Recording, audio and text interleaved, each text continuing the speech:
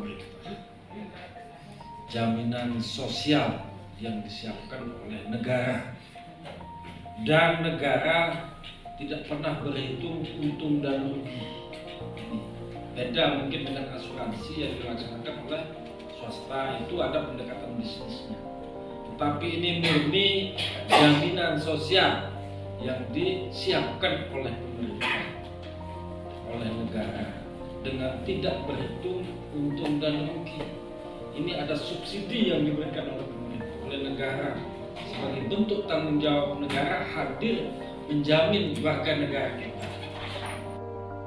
Itu filosofinya, sehingga teman-teman, kita rugi kalau ada pelaku usaha perikanan ini yang tidak ikut mengikuti kegiatan ini, program ini. Rugi kita.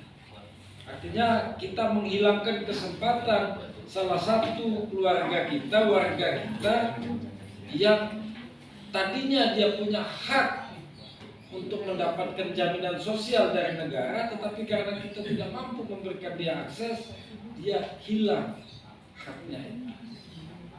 Nah ini kan, mari teman-teman, ini kita jadikan motivasi kita. Kalaupun ini akses yang sangat luar biasa dalam pemahaman kita, belum tentu ini bisa secara 100% bisa ditangkap oleh masyarakat kita. Karena memang kondisi masyarakat kita kan kadang-kadang cara berpikirnya, kemudian daya jangkau, macam-macam di situ yang membuat ini akses, tetapi belum tentu dia mau menangkap akses ini. Belum tentu, karena itulah kondisi masyarakat kita. Nah sehingga mungkin ini menjadi tugas kita, bagaimana menghubungkan akses yang disiapkan oleh pemerintah, oleh negara ini agar mereka terlindungi. Nah ini bagian dari tugas penting menurut saya, tugas kita, dan saya ingin mengkaitkan tugas ini dengan kerja ibadah buat teman-teman.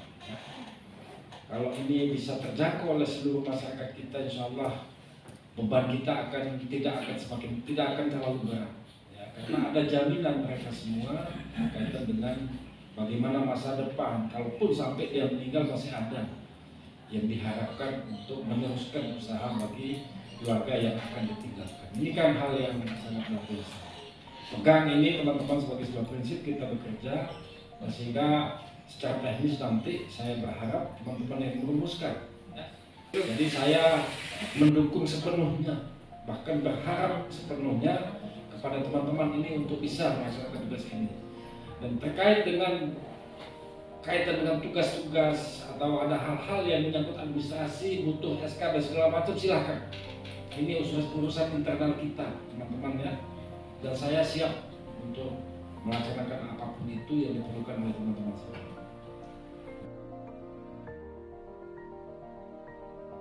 Jaminan sosial ini memang fasilitas yang disediakan oleh negara, ya kan, yang merupakan alat bagi negara untuk sebagai jaring pengaman sosial ketika terjadi resiko, sehingga masyarakat khususnya tenaga kerja rentan ini tidak jatuh ke jurang kemiskinan selanjutnya. Mohon maaf gitu ya, nelayan miskin ketika dia mengalami musibah, ya kan, tidak lagi membebani keluarga yang ditinggalkan. Kemudian keluarganya yang ditinggalkan itu bisa meneruskan hidupnya dengan layak, ya kan?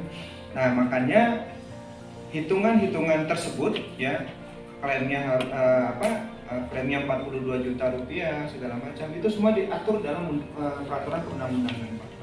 Jadi kami tidak menetapkan besaran itu suka-suka BPJS, tidak Pak. Jadi semua diatur dalam perundang-undangan, gitu ya. Nah, karena memang ini merupakan program pemerintah ya, di mana pemerintah itu hadir ketika rakyatnya mengalami musibah, ya baik itu kecelakaan kerja, kematian, gitu ya, atau ketika masyarakatnya itu kehilangan pekerjaan. Nah itu fungsi BPJS Ketenagakerjaan di sini. Nah tadi untuk misalnya nelayan itu suaminya nelayan, kemudian istrinya pedagang, anaknya juga sudah bekerja. Itu selama mereka punya pekerjaan, mereka bisa didaftarkan sebagai peserta BPJS Ketenagakerjaan tadi Pak.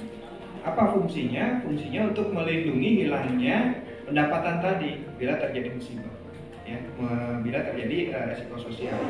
Jadi resiko sosial itu Bapak Ibu sekalian, yang pertama ada sakit,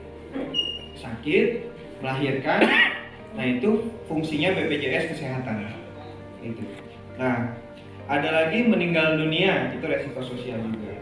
Kemudian kecelakaan kerja ada dua, ya, kecelakaan biasa dan kecelakaan kerja. Kecelakaan biasa itu misalnya lalu lintas itu ya oleh jasara harja, gitu ya. Nah kecelakaan kerja itu oleh BPJS Ketenagakerjaan. Nah kemudian kehilangan pekerjaan itu ada tadi PHK, pensiun, gitu ya. Nah itu oleh BPJS Ketenagakerjaan juga. Nah itu resiko sosial yang bisa mengakibatkan hilangnya pendapatan, ya kan, dan secara jangka panjang mengakibatkan masyarakat itu jatuh ke tingkat kemiskinan berikutnya. Nah itu yang dijaga oleh pemerintah melalui program BPJS ini. Nah itu ya Pak Sudiono. Jadi kalau dia ada orang yang bekerja di sana mau mendaftarkan bisa aja gitu ya. Nah kemudian untuk Pak Richard tadi pertanyaannya buku-buku panduan ya. Buku. Tadi kalau saya info dari Pak Kadis katanya udah ada grupnya gitu ya. Nanti tinggal kita share aja layarnya, mungkin bisa dipelajarin gitu ya Pak. Atau mungkin nyambung ke Pak Gunawan, Pak Gundul tapi Gunawan ini, gitu Pak Gunawan. Kalau memang diperlukan Pak, misalnya di Batu Jai mau mengadakan sosialisasi seperti ini, bisa undang kami Pak. Kita bisa undang kami, nanti kami sosialisasikan ke masyarakat gitu ya. Insya Allah bisa lah nanti kami bantu-bantu untuk air dan snacknya gitu. Nah nanti bisa kami datang, kami berikan sosialisasi gitu ya, karena memang program ini tadi untuk kemaslahatan kesejahteraan masyarakat, khususnya tenaga kerja rentan Pak. Jadi tenaga kerja rentan itu nggak hanya nelayan, ada petani gitu ya, ada pedagang kaki lima gitu ya, UMKM. Nah itu yang harus kami sentuh gitu. Mungkin itu Bapak Ibu sekalian ya gitu. Mengenai kartu nelayan Pak Hayat, sekarang itu sudah tidak ada lagi. Yang ada sekarang itu kartu Kusuka Pak. Nah untuk Kusuka itu sebenarnya tidak susah-susah amat. Kalau Bapak mau mendaftar tinggal menghubungi penyuluhnya, ataupun misalnya tidak ketemu dengan penyuluhnya, boleh datang ke kami langsung bahwa nanti kami akan daftarkan. Pengganti penghasilan itu melekat pada kecelakaan kerja Bapak Ibu sekalian.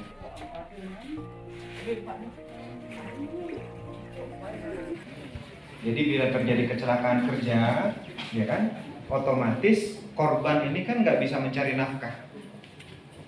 Nah pendapatan itulah yang kami ganti. 1 tahun pertama kami ganti full 1 juta rupiah. Kemudian 1 tahun kedua, kalau dia masih betah juga di rumah sakit misalnya, atau 750 sampai 3 tahun masih dirawat juga gitu kan. Nah itu 50%. 50% sampai nanti apa hasil akhirnya, apakah dia cacat, ya kan, atau dia meninggal, atau dia sembuh. Gitu. Nah itu pengganti pendapatannya, atau di kami istilahnya STMB, sementara tidak mampu bekerja, gitu, ya. Jadi bukan STMJ. Kalau STMJ, itu habis maghrib enak Pak, gitu ya. Nah, jadi kalau umur itu Ibu umur pendaftarannya awal. Jadi pada saat mendaftar awal tidak boleh lebih dari 65 tahun. Tapi kalau misalnya sudah masuk, mau nanti 80 tahun dia masih melaut, ya kan Pak, kan saya ketemu di Awang itu udah 80 tahun dia masih ke laut juga Pak itu Pak. Iya masih segar juga, badannya juga masih bagus gitu. Ya kalau kayak begitu selama dia mendaftarkannya itu belum 65 tahun nggak ada masalah. Jadi misalnya hari ini daftar, gitu ya, ada pembayaran, besok celaka dia. Nah itu baik beasiswa untuk anaknya, ya kan? Plus penggantian pendapatannya itu sudah berlaku. Gitu. Ini fasilitas BPJS Ketenagakerjaan, ya kan, yang dapat kita rasakan tanpa harus meninggal dunia, tanpa harus mengalami kecelakaan kerja. Ya. Nah, tabungan hari tua ini besarnya minimal 20.000. Jadi kalau tadi kecelakaan kerja dan kematiannya itu 16.800, tinggal ditambah aja 20.000, ya kan? Jadi 38.600. Atau berapa Bapak Ibu mau nabung setiap bulan, gitu. Kalau prinsipnya kita biasanya itu ke teman-teman petani, pedagang itu berapa sih yang mau mereka tabungkan setiap bulan. Jadi kecelakaan kerja dan kematiannya hanya mengikuti. Yang diutamakan adalah tabungannya. Jadi hitung-hitung, ya kan, kita menitipkan uang di BPJS Ketenagakerjaan, tapi ketika terjadi kecelakaan kerja, ketika meninggal dunia, ya kan, jaminannya itu ada, sehingga tidak menyusahkan orang yang ditinggal. Gitu. Nah, tabungan ini kapan bisa diambil, ya kan? Baik, untuk beda dari BPJS Kesehatan dan BPJS Ketenagakerjaan, kalau BPJS Kesehatan programnya itu memberikan perlindungan dalam hal kesehatan. Jika terjadi misalnya penyakit di luar kecelakaan kerja, itu akan dibiayai oleh BPJS Kesehatan. Nah, kalau kami BPJS Ketenagakerjaan itu khusus membiayai jika terjadi resiko kecelakaan kerja. Begitu. Jadi semua biayanya kami tanggung khusus untuk kecelakaan kerja. Dan juga manfaatnya jika mengalami meninggal dunia akan mendapatkan santunan sebesar 42 juta rupiah. Tadi pertanyaannya itu apakah PNS bisa mendaftarkan ke BPJS Ketenagakerjaan. Jadi jawabannya itu kalau PNS itu sudah tercover sama Taspen. Oke, yang bisa kami cover itu pekerjaan di luar PNS-nya. Misalnya Bapak sebagai petani atau pedagang atau nelayan begitu. Nah, itu kan di luar pekerjaan Bapak sebagai PNS. Nah, itu yang nantinya kami cover begitu. Nah, kalau risiko pekerjaan PNS kan sudah ditanggung Taspen dipanggil. Nah, tapi untuk petani, nelayan segala macamnya itu tidak ditanggung Taspen. Jadi ketika Bapak sudah terdaftar di kami sebagai nelayan atau atau petani atau pedagang, nah itu yang kami cover.